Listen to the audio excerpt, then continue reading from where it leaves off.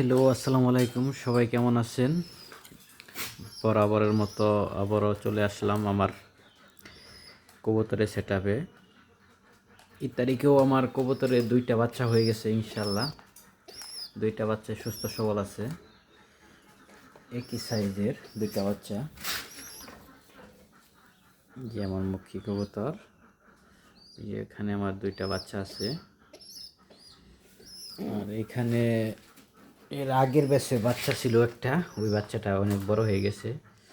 আরেকটা জিনিস আপনাদের মাধ্যমে আমি শেয়ার করতে চাই, সেটা হচ্ছে এই যে আমার এই পায়রাটা প্রায় 12 বছর হয়ে গেছে।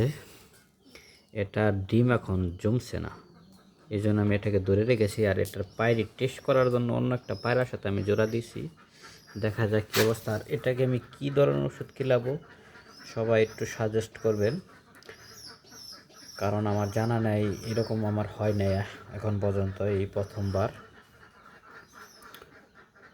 তো কারো যদি জানা থাকে কবুতরের ডিম জমানোর ওষুধ, তাহলে আমাকে বলবেন ইনশাল্লাহ।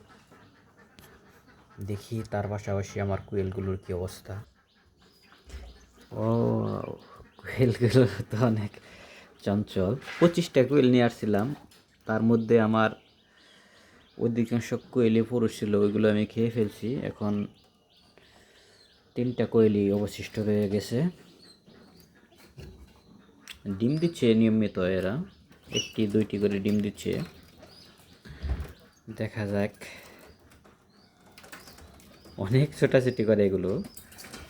তার পাশাপাশি দেখি আমার ওই সাইডে কিছু গলা ছিলা মুরগি আছে, দেখি ওইগুলোর কি অবস্থা। সবগুলো মুরগি কিন্তু আমি এর ভিতরে রাখি রাত্রের বেলায়, কারণ হচ্ছে এইখানে আমার যে ফার্ম, এখানে পর্দার কোনো ব্যবস্থা নাই, এই জন্য এদের ঠান্ডা লেগে যেতে পারে, এই জন্য এই ব্যবস্থা করছি আমি। এই যে গলা ছিলা মুরগিগুলো সবগুলো সুস্থ সবল আছে। 2টা টার্কি আছে আমার।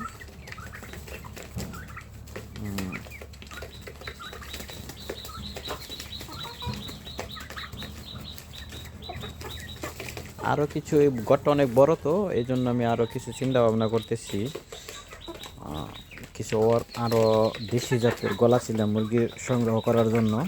দেখি বাজারে আমি ইনশাল্লাহ 2-1 দিনের ভিতরে যাব, দেখি ওইগুলা সংগ্রহ করে নিয়ে আসবো। সবাই ভালো থাকবেন, আজকের ভিডিও এই পর্যন্তই।